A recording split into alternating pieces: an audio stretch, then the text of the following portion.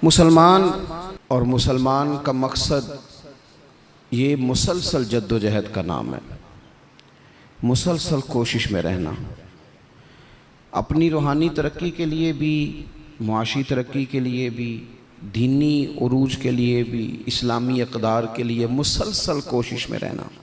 मुसलसल दूसरों को लेके चलने के लिए, दूसरों को पैगाम हक़ देने के लिए, कुफ्र को पैगाम दीन देने के लिए, गलबा इस्लाम के लिए मुसलसल जद्दोजहद करना, ये मुसलमान को अल्लाह तबारक व तआला और उसके प्यारे हबीब अलैहिस्सलाम की तरफ से मकसद दिया गया है।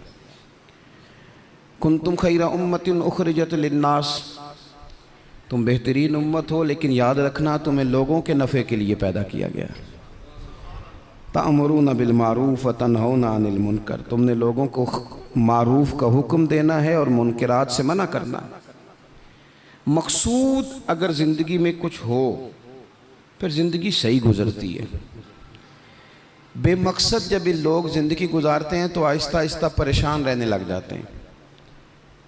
मकासद क्या थे? मकसद ये था कि मैंने ना 2-4 करोड़ रुपया ज़िंदगी में जमा करना है, तो हो गया जमा, अब क्या करे? अब परेशान रहने लग गया। अब कहता है पता नहीं सारा कुछ है, मेरा दिल ही नहीं लगता। मकसद इसका ये था कि मैंने ना बहुत अच्छी बिल्डिंग बनानी है, बेहतरीन मकान बनाना है, तो बन गया मकान। अब भाई ये छोटे मकासद थे। मैंने मुल्क से बाहर जाना है, जाके सेट होना है, तो हो गया सेट। अब मकासद जब तक बड़ा नहीं होता, मुसलमान मकसद हयात को जब तक पहुंचता नहीं और जब तक वो सही डायरेक्शन पर चढ़ता नहीं, उतनी देर वो परेशान है। वो टामक टोनियाँ ज़रूर मारता है, वो वाली बीमारियां ढूंढ के ले आता है जो दरअसल उसकी बीमारियां हैं ही नहीं। वो ढूंढता चूँकि उन चीज़ों को है, फिर इलाज भी उन्हीं का करता रहता है। याद रखें, ज़िंदगी बामकसद बनाएं। मकसद क्या हो? निरी रोटी कमाना मकसद ना हो, रोटी कमाएं भी और लोगों को खिलाएं भी। आप अगर इसलिए माल बढ़ाएंगे कि मैं मालदार हो जाऊं, तो ये तो महमूद नहीं, ये प्यारा नहीं आपका ये नज़रिया। लेकिन अगर माल इसलिए कमाएं कि या अल्लाह पैसे देना, पर मुझे तरीक़ा भी हज़रत उस्मान गनी वाला देना, मुझे सलीका हज़रत अब्दुर्रहमान इब्ने औफ वाला देना। आप अगर मकासद के तहत ज़िंदगी गुजारेंगे तो बेचैन नहीं रहेंगे। अगर आपका कोई मकसद है, आप अगर सहाबाए किराम अलैहिम रिदवान की मुक़द्दस ज़िंदगियों को देखें तो कोई मकसद था, कुछ पीछे था जिसके लिए वो जद्दोजहद कर रहे थे। हज़रत मौला अली शेर खुदा करमल्लाहु ताला वजहुल करीम, एक बात करता हूँ, एक मिसाल देता हूँ। हज़रत अली शेर खुदा का शुमार बज़ाहिर अभी बच्चों में होता था जब कलमा पड़ा, और जब सारी बरादरी इकट्ठी थी और हुजूर ने फरमाया मैं अल्लाह का रसूल हूँ, कौन कौन मेरे साथ दीन की मदद करेगा, कौन मुश्किल वक्त में हिफाजत करेगा, तो सब चुप रहे। हज़रत अली उठ के खड़े हो गए, कहा या रसूल अल्लाह, मैं मुहाफिज भी बनूंगा और दीन का मददगार भी बनूंगा। अब एक मकसद बना लिया है कि मैंने तलवार लेनी है, मैंने दीन की हिफाजत करनी है, मैंने ये काम करना। एक मकसद तो है ना यार, एक प्रोग्राम बना लिया है। अब हज़रत मौला अली शेर खुदा हर मैदान में पहली सफ़ में नज़र आए। एक मौका ऐसा आया जहाँ मेरे हबीब अलैहिस्सलाम ने फरमाया कि अली, तुम मदीने में मेरे पीछे रहो, बच्चे हैं, औरतें हैं, निगहबानी है, और मैं इसलिए इसी तरह तुम्हें छोड़ के जा रहा हूँ जिस तरह हज़रत मूसा अलैहिस्सलाम जनाब हारून को छोड़ के गए थे, मगर ये कि मेरे बाद नबी कोई नहीं। एक मौके पर सिर्फ छोड़ के गए, जिहाद पे साथ नहीं लेके गए, तो हज़रत अली रोने लगे। अल्लाह करे आपको समझ आए मेरी बात की। बच्चा हमारा भी रोता है, पर वो कहता है मैंने सैर के लिए जाना है। मकसूद कुछ और बना लिया है ना। पैसे हमारे बच्चे भी मांगते हैं, पर वो कहते हैं कि टूर जा रहा है, मैंने साथ जाना है। हमें भी रोना आता है कई दफ़ा, लेकिन वो जो पार्टी हमने काबू करनी थी वो कोई और करके ले गया। ये तो गाहक मेरा था, ये दाएं बाएं कैसे निकल गया। रोना तक आ जाता है, उनका भी रोना था। अर्ज़ की या रसूलल्लाह सल्लल्लाहु अलैहि वसल्लम, आप मुझे बच्चों और औरतों पर छोड़ कर जा रहे हैं? तो हुजूर सल्लल्लाहु ताला अलैहि वसल्लम ने फरमाया, अली उसी तरह छोड़ के जा रहा हूँ जिस तरह हज़रत हारून को जनाब मूसा कलीम छोड़ के गए थे। भाई एक मकसूद था कि मैंने मैदान में रहना है, एक इरादा किया था, एक प्रोग्राम बनाया था, फिर सारी ज़िंदगी वो मैदान में रहे। उनको जब खंजर लगा ना कूफे की जामे मस्जिद के करीब, तो बंदे को तकलीफ़ होती है तो वो हाय करता है, बेटे को आवाज़ देता है, नसीहतें लिखवाता है। लेकिन मौला अली को खंजर लगा तो क्या कहते हैं? कहते हैं फुज़्तु बिरब्बिल काबा, लो भाई लोगो रब्बे काबा की कसम आज मैं कामयाब हो गया हूँ। एक मकसूद बनाया था ना, आज मैं उस मकसूद तक पहुँच गया हूँ। यार कोई मकसद तो हो। लो सुनो बात, बुखारी में मौजूद है। एक खातून थी जो मस्जिद नबवी शरीफ में झाड़ू देती थी। मुश्किल काम है? चलें आप बताएं मुझे, मस्जिद के अंदर झाड़ू देना आसान है कि मस्जिद का सदर बनना आसान है? नहीं, सदर बनना ही सौखा दे, इसलिए कि सदर बन के करना कुछ नहीं ना, आर्डर ही जारी करना है। इल्ला माशाअल्लाह अच्छे लोगों की बात नहीं करता, इसलिए अच्छा ज़्यादा अजर वाला काम तो ये ना कि अल्लाह का घर साफ किया जाए। मैंने तो उलमा से कई जगह कहा है कि इस ओहदे का ना आप कोई नाम बदल दें, इस सीट का निगरान कर दें, सरपरस्त कर दें, क्योंकि जब सदर आप कह देते हैं ना तो सदर पाकिस्तान का सबसे बड़ा आइनी ओहदा है, और सदर अगर बाइख्तियार हो तो पहला काम असेंबलियाँ तोड़ने का करता है, तो फिर मुश्किल हो जाएगी। एक खातून मस्जिद नबवी शरीफ में झाड़ू देती थी, कोई मकसद तो है ना यार, यानी जुमे वाले दिन मैंने झाड़ू देना है, कोई मकसद तो है।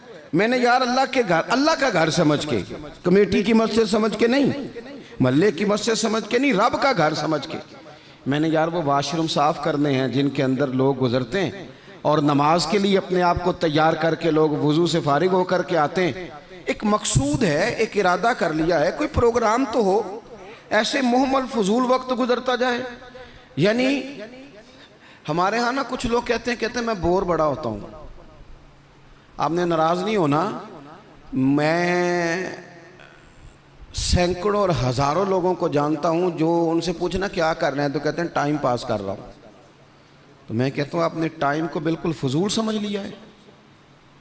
क्या समझते हैं आप? ज़िंदगी के लम्हात इतने फारिग हैं, और नबी पाक सल्लल्लाहु अलैहि वसल्लम ने फरमाया दो नेमतें ऐसी हैं जिनके बारे में बहुत सारे लोग धोखे में। दो नेमतें, नेमतें का हुजूर ने, नेमतान, दो नेमतें ऐसी हैं जिसके बारे में लोग धोखे में पड़ गए, उन्हें समझ ही नहीं आई कि हमारे पास नेमत या रसूलल्लाह कौन सी?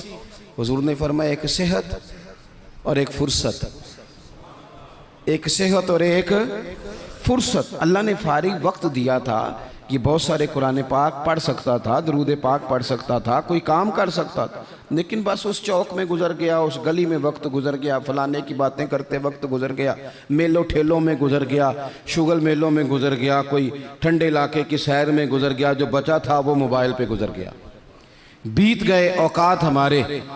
कोई मकसूद है मेरे अजीज? मस्जिद में झाड़ू देती है खातून, बीमार हो गई लेकिन बामकसद ज़िंदगी गुजार रही थी ना, उसने किसी न किसी तरीके से अपने आप को मदीने वाले महबूब के दीन से जोड़ लिया था। झाड़ू देती थी मस्जिद में, बीमार हो गई। कुर्बान जाएं रसूल कायनात यानी अल्लाह की रहमत कामिला, हुजूर खुद चल के तीमारदारी करने तशरीफ ले गए और फरमाया अगर ये इंतकाल कर जाए तो मुझे खबर ज़रूर करना। सहाबा फरमाते हैं रात का वक्त था, ठंड का मौसम था, और हुक्म भी ये था कि जब कोई इंतकाल कर जाए तो जल्दी तदफीन कर दो। हमने हुजूर को तकलीफ़ देना मुनासिब न समझा, गुस्ल कफन का बंदोबस्त हुआ, जनाजा पड़ा, दफन कर दिया। इसने कुछ किया है, इसने ना दीन के साथ कुछ ताल्लुक़ बनाया है। अल्लाह हमारा भी नाम झाड़ू देने वालों में लिख दे। कोई ताल्लुक़ तो इसने बनाया है ना, कहीं किसी कोने में जाके इसने रिश्ता दीन से जोड़ा है। हुजूर सैयद आलम अलैहिस्सलाम सुबह तशरीफ लाए तो सारा कुछ जानने वाले महबूब पूछने लगे तुमने मुझे बताया क्यों नहीं?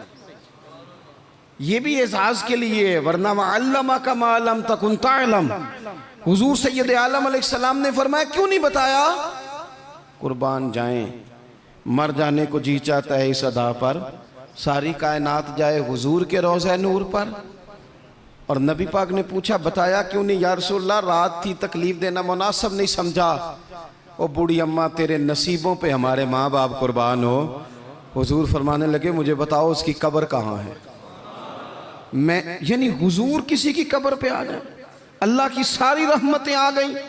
करीम महबूब अलैहिस्सलाम कब्र पे गए। वैसे तो दूसरा जनाजा जायज़ नहीं, एक ही शर्त में जायज़ है कि अगर वारिस ने नहीं पढ़ा तो दूसरा जनाजा पढ़ा जा सकता है, लेकिन हुजूर तो खुद वारिस है ना सारी उम्मत के, और हुजूर इख्तियार रखते हैं, शारे हैं। हुजूर कब्र पे गए, यही बड़ी बात थी कि हुजूर उसकी कब्र पे चले गए, लेकिन कब्र पे खड़े होके हुजूर ने फरमाया दोबारा सफ़े बनाओ भाई, मैं दोबारा जनाजा पढ़ाऊंगा। क्योंकि कोई मकसद तो था ना, ये मस्जिद में झाड़ू देती थी। आखिरी वेले मेरी आँखियाँ राह तकना है तेरा, तेरा ते कुछ भी नहीं जाना सजना, पा जावें जे फेरा, ते सौखा निकले सावे जहूरी, जे वेख लवा मुख तेरा। हुजूर तशरीफ़ ले आए, खुद तशरीफ़ ले आए और कब्र मुबारक पर खड़े होके दोबारा जनाजा पढ़ाए। नौजवानों, बड़ा वक्त ज़ाया हो गया, बड़ा। हमने ज़िंदगी में जो सबसे ज़्यादा चीज़ ज़ाया की है वो वक्त है।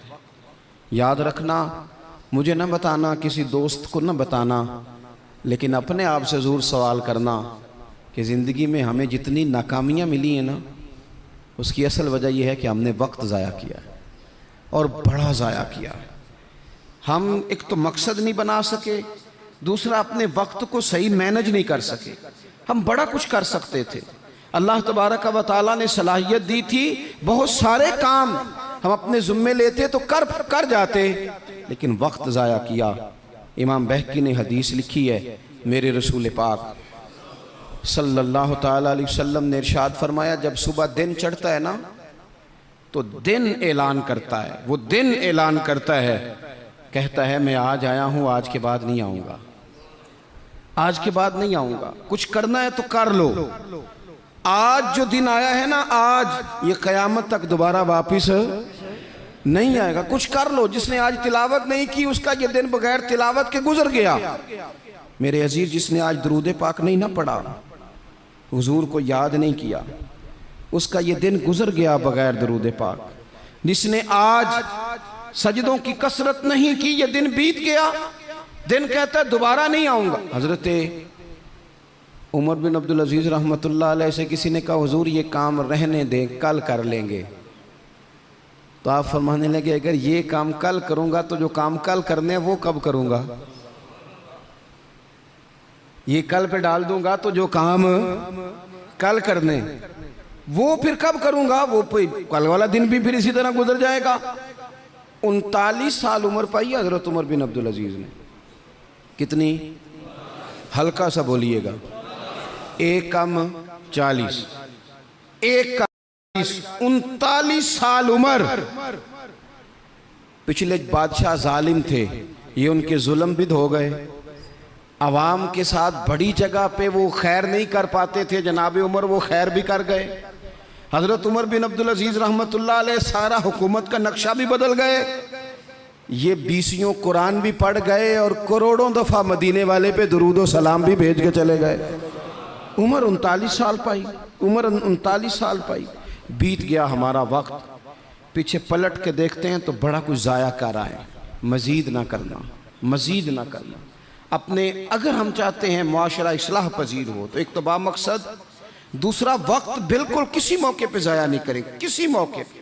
इमाम शाफ़ी रहमतुल्लाह अलैह फरमाया करते थे, मैंने सूफिया से एक बात सीखी है जिसने मुझे बड़ा नफ़ा दिया है।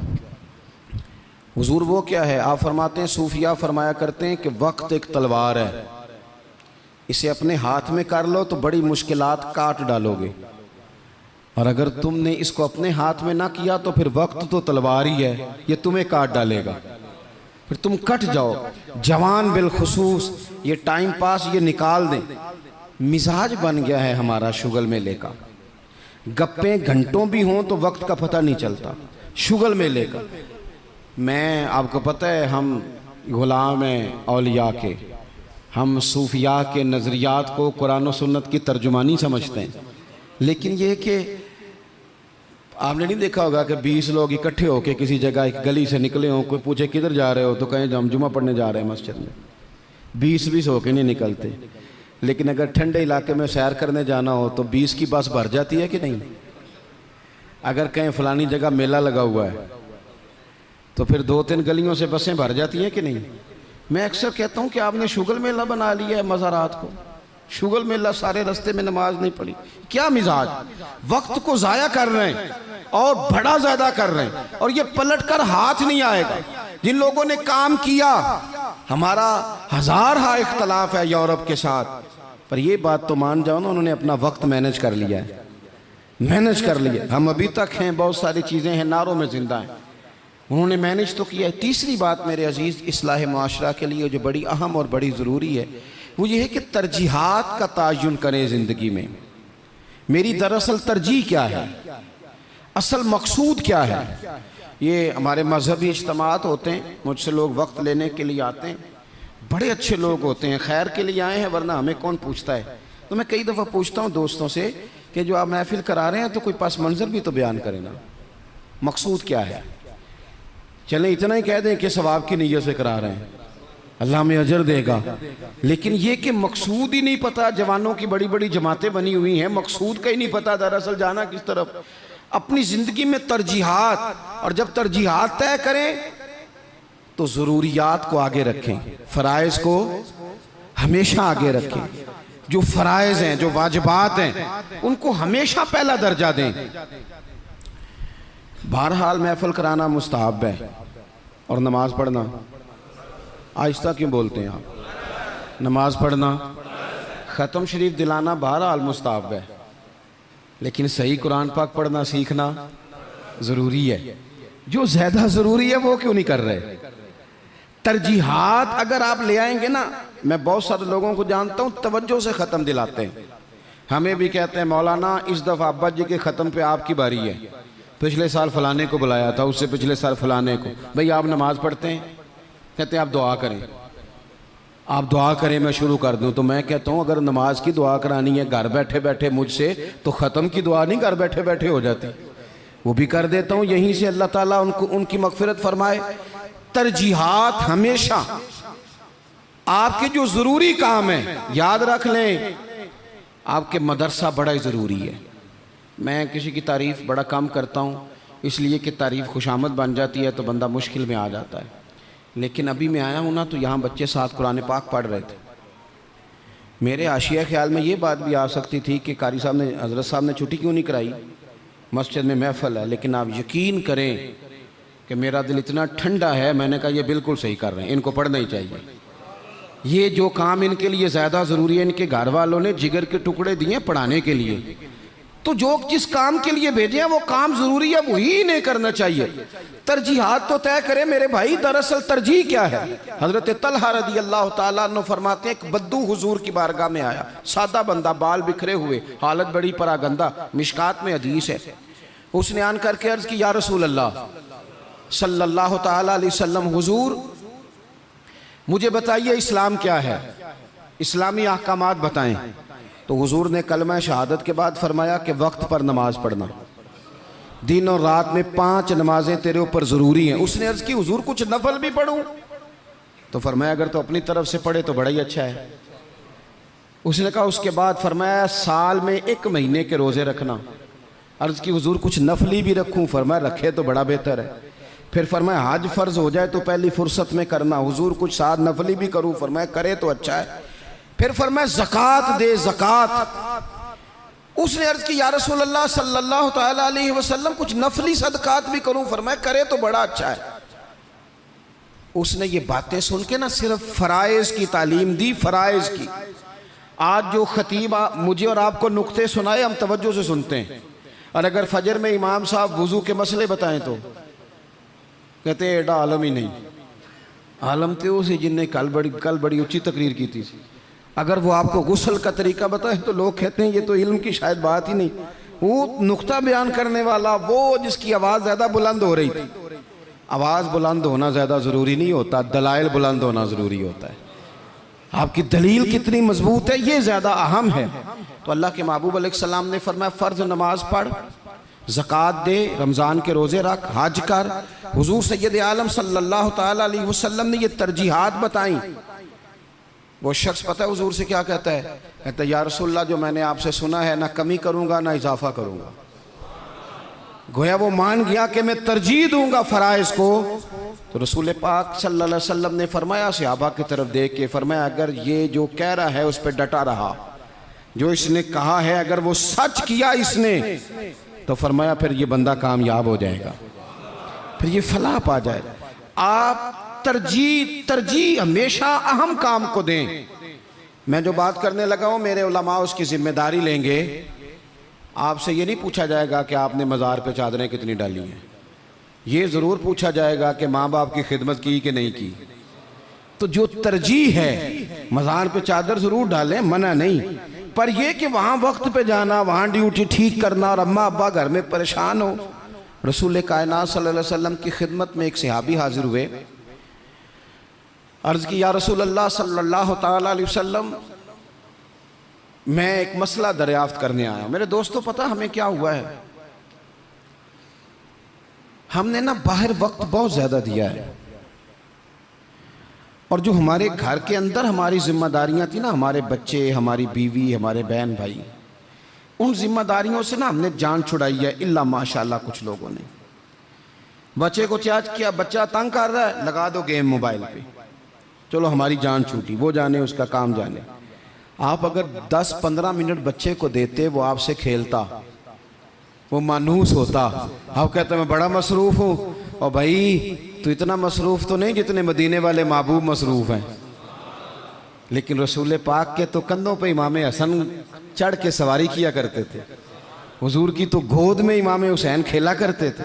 हज़रत अबू हुरैरा कहते हैं मैंने देखा है कि हुजूर ने उनके बाजू थामे, उन्होंने पैर पहले हुजूर के मुकद्दस कदमों पे रखे, फिर उन्होंने अपने कदम मुबारक हुजूर की मुबारक पिंडलियों पे रखे, फिर टखनों पे रखे, फिर पेट पे रखे, फिर हुजूर की ज़ुबान चूसनी शुरू कर दी।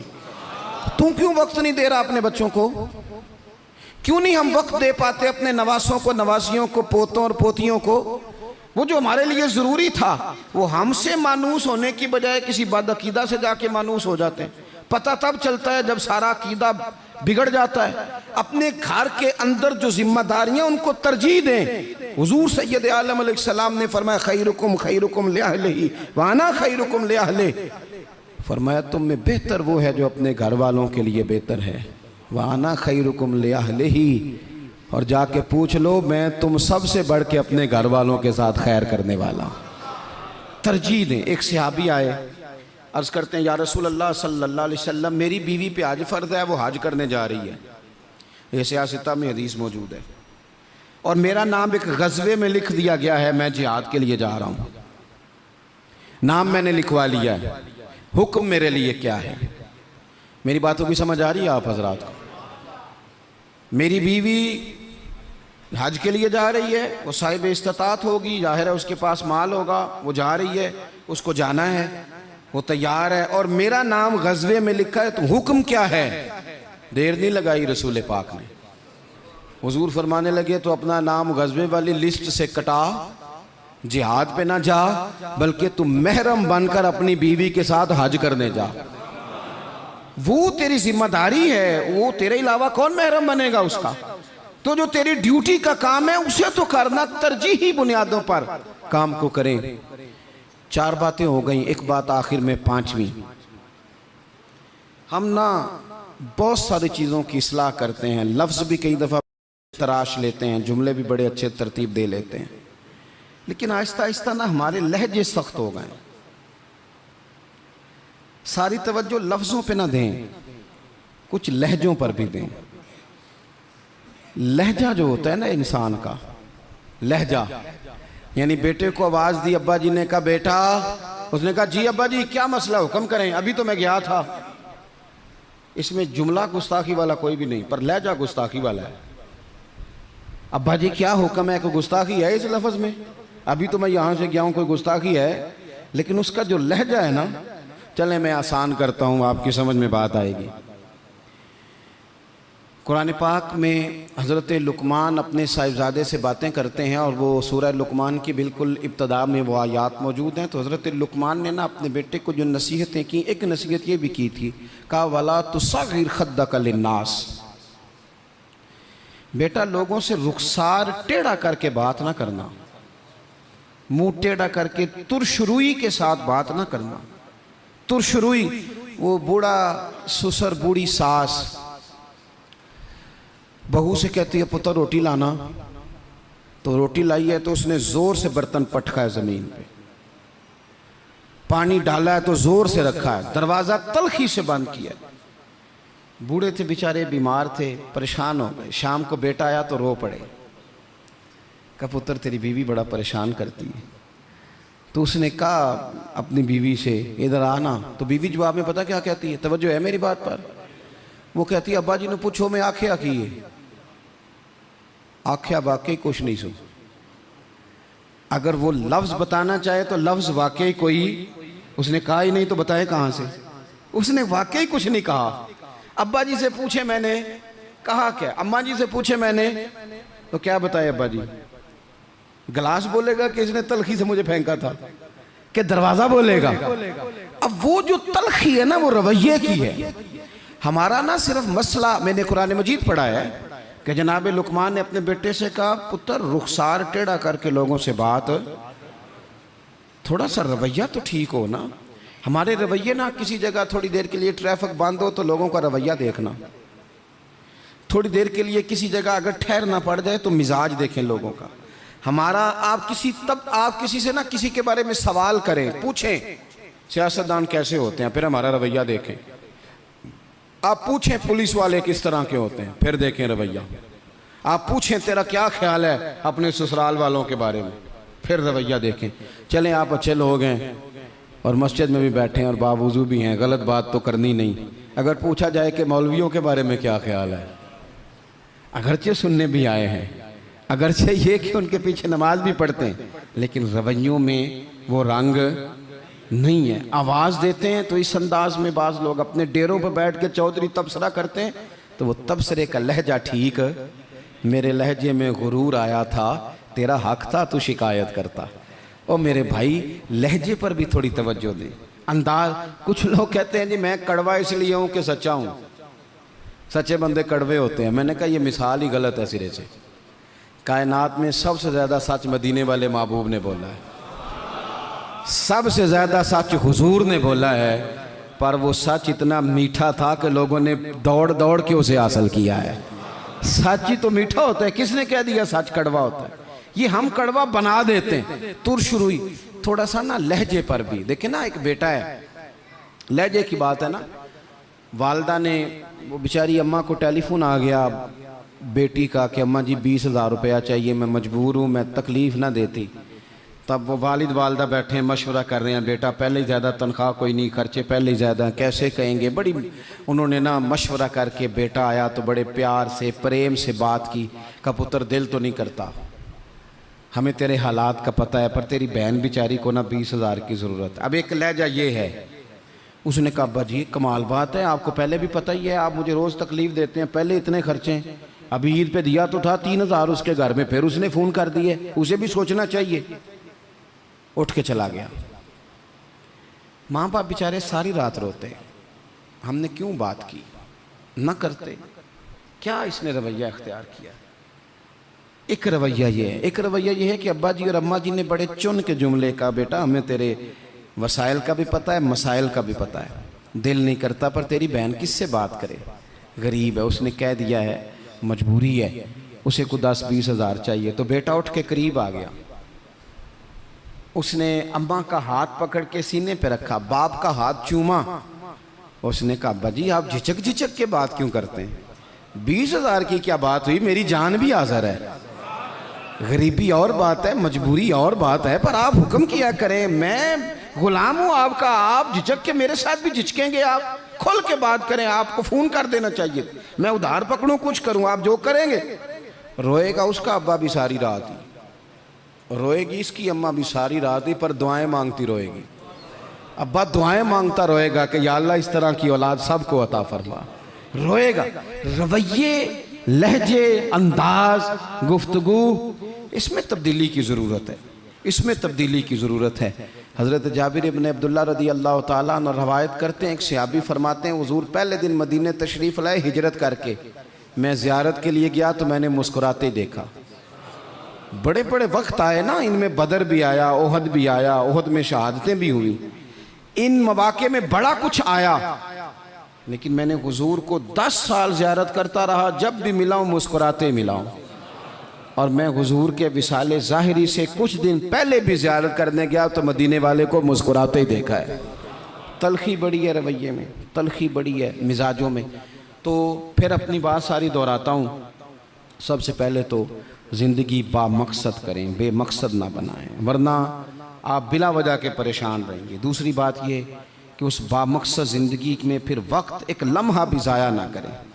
अपने सारे मामलात को तरतीब दें। उठना कितने बजे है, खाना कितने बजे, और बड़ी ज़िम्मेदारी से कह रहा हूँ 2 दिन आपको फजर के दिन मुश्किल से उठना है। किसी के उठाए उठेंगे 2 या 3 दिन, या अलार्म आपको उठाएगा, तीसरे दिन इंशाअल्लाह ताला आपका दिमाग खुद ब खुद जाग जाएगा। अल्लाह ने मिजाज इस तरह का बनाया है इंसान का, तो वक्त नहीं ज़ाया करना। तीसरी बात यह कि तरजीहात का तयन करना है। तरजीहात का, जो फ़राइज़ हैं वो बहरहाल पहले हैं, जो वाजिबात हैं वो बहरहाल पहले हैं, जो हुकूकुल इबाद हैं वो बहरहाल। हज़रत अब्दुल्लाह इब्न अब्बास रज़ी अल्लाह तआला अन्हु मस्जिद में इतिकाफ़ बैठे हुए थे। तो एक बंदा आके मस्जिद में बड़ा परेशान होकर बैठ गया। तो फरमाया, ओ भाई क्या हुआ? कहने लगा, हुज़ूर बड़ा परेशान हूँ, एक बंदे का कर्ज देना है और मजबूर हूँ, दे नहीं पा रहा। आप फरमाने लगे, मैं तेरे लिए एक बात करूँ तो तेरा काम बनता है? उसने कहा, हुज़ूर अगर कर दें तो बड़ी बात है। इतिकाफ़ बैठे थे, जूते पहने मस्जिद से बाहर निकल आए। वो बंदा कहने लगा, हुज़ूर रुके रुके, शायद आपको याद नहीं रहा, आप इतिकाफ़ में हैं। तो हज़रत अब्दुल्लाह इब्न अब्बास रो पड़े और हुज़ूर की कब्र नूर की जानिब इशारा करके कहने लगे, ज़्यादा अरसा नहीं गुजरा, मैंने मदीने वाले हबीब से सुना है कि जो किसी भाई की एक मुश्किल हल कर दे, अल्लाह 10 एतिकाफ से ज़्यादा सवाब अता फरमाएगा। तो जो वक्त तरजीह तय करने का था मैंने तय कर लिया। इस वक्त तरजीह तुझे मुश्किल से निकाल। हुकूकुल इबाद अगर तरजीह है तो उसे तय करें, फ़राइज़ तरजीह है तो उसे तय करें, और अपने रवैयों को अच्छा रखें। सब्र बड़ा हुसन है, सब्र में बड़ा कुछ पिन्हा हो जाएगा। बेसब्र आदमी चंद कदम भी नहीं चल सकेगा, थक जाएगा। ये चीज़ें ज़िंदगी में पैदा करें। उम्मीद है हमारी इस्लाह बड़ी करीब आ जाएगी। उम्मीद है कि बड़ी जल्दी हम उस रास्ते चले जाएंगे जो अल्लाह रसूल के कुर्ब की जानिब बढ़ता है। अल्लाह तबारक व तआला समझने की, अमल करने की, दीन की तरफ लौट आने की तौफीक अता फरमाए। आखिर दावा यानी अल्हम्दुलिल्लाह रब्बिल आलमीन। दुआ कर दें।